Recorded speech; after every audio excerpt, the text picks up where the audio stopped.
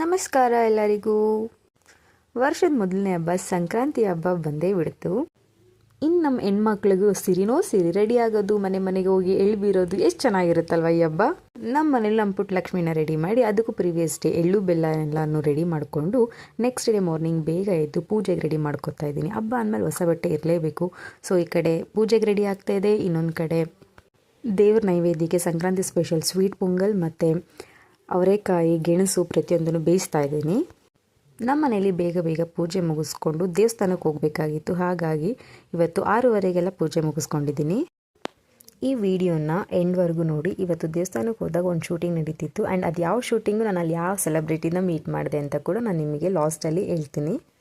ಮನೇಲಿ ಪೂಜೆ ಎಲ್ಲ ಮುಗಿಸ್ಕೊಂಡು ದೇವಸ್ಥಾನದ ಕಡೆಗೆ ಹೋದ್ವಿ. ಮುತ್ತಿನಾಗ ದೇವಸ್ಥಾನ ರಾಮೋಹಳ್ಳಿ ಹತ್ರ ಇರೋದಿದು.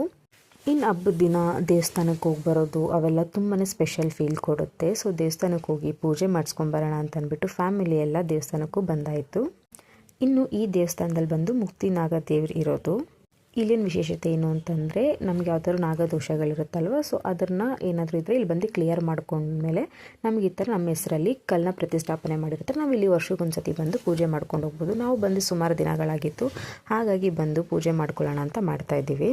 ಇನ್ನು ಸಂಕ್ರಾಂತಿ ಹಬ್ಬದ ಸ್ಪೆಷಲೇ ಗಾಳಿಪಟ ಹಾರಿಸೋದು, ಎಳ್ಳು ಬೆಲ್ಲ ಬೀರೋದು ಮತ್ತು ಪೂಜೆ ಪುನಸ್ಕಾರ ಮಾಡೋದು. ಇದರೆಲ್ಲದ್ರ ಜೊತೆಗೆ ಸೂರ್ಯ ತನ್ನ ದಿಕ್ಕನ್ನು ಬದಲಾಯಿಸೋ ಸಮಯ, ಅಂದರೆ ಉತ್ತರಾಯಣ ದಿಕ್ಕಿನ ಕಡೆಗೆ ಸಂಚರಿಸ್ತಾನೆ. ಜೊತೆಗೆ ಸೂರ್ಯ ಧನಸು ರಾಶಿಯಿಂದ ಮಕರ ರಾಶಿಗೆ ಪ್ರವೇಶ ಮಾಡೋ ಸಮಯ ಅಂತ ಕೂಡ ಹೇಳ್ತಾರೆ. ಹಾಗಾಗಿ ಮಕರ ಸಂಕ್ರಾಂತಿ ಅಂತ ಕೂಡ ಹೇಳ್ತಾರೆ. ಇನ್ನು ಚಳಿಗಾಲ ಕಳೆದು ಬೇಸಿಗೆ ಕಾಲ ಶುರು ಆಗೋದು ಅಂತ ಹೇಳ್ತಾರೆ. ಮತ್ತು ರೈತರು ಬೆಳೆದಿರೋ ಬೆಳೆಗಳನ್ನೆಲ್ಲ ಕಟಾವು ಮಾಡೋಕ್ಕೆ ಸೂಕ್ತ ಟೈಮು.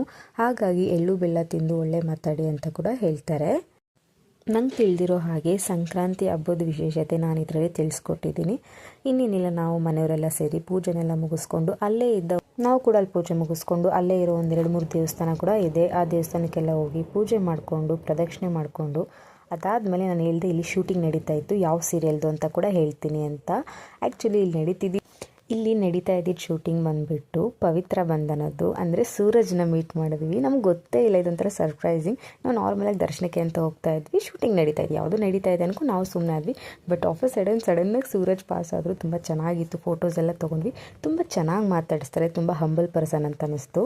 ಅವ್ರನ್ನ ಮಾತಾಡಿಸ್ಕೊಂಡು ಅದಾದಮೇಲೆ ಅಲ್ಲೇ ಒಂದು ಸ್ವಲ್ಪ ಜನಕ್ಕೆ ನನ್ನ ಮಗಳ ಕೈಯಲ್ಲಿ ಎಳ್ಳು ಬೇಯಿಸಿ ಮನೆಗೆ ಬಂದು, ಇನ್ನು ಸಂಕ್ರಾಂತಿ ಹಬ್ಬದ ದಿನ ನಮ್ಮ ಮನೇಲಿ 5-10 ವರ್ಷದ ಮಕ್ಕಳು, ಗಂಡು ಮಕ್ಕಳಾದರೂ ಸರಿ ಹೆಣ್ಮಕ್ಳಾದರೂ ಸರಿ, ಯಾರೇ ಇದ್ದರೂ ಫಲ ಎರಿಬೇಕು, ಅವ್ರಿಗೆ ಒಳ್ಳೆಯದಾಗುತ್ತೆ ಅಂತ ಹೇಳ್ತಾರೆ. ಹಾಗಾಗಿ ಆ ಒಂದು ರಿಚುವಲ್ನ ಮುಗಿಸ್ಕೊಂಡು ಈ ನನ್ನ ಸಂಕ್ರಾಂತಿ ಮಿನಿ ವ್ಲಾಗ್ ಇಷ್ಟ ಆಗಿದ್ದರೆ ಶೇರ್ ಮಾಡಿ, ಲೈಕ್ ಮಾಡಿ ಆ್ಯಂಡ್ ಫಾಲೋ ಮಾಡಿ. Thanks for watching.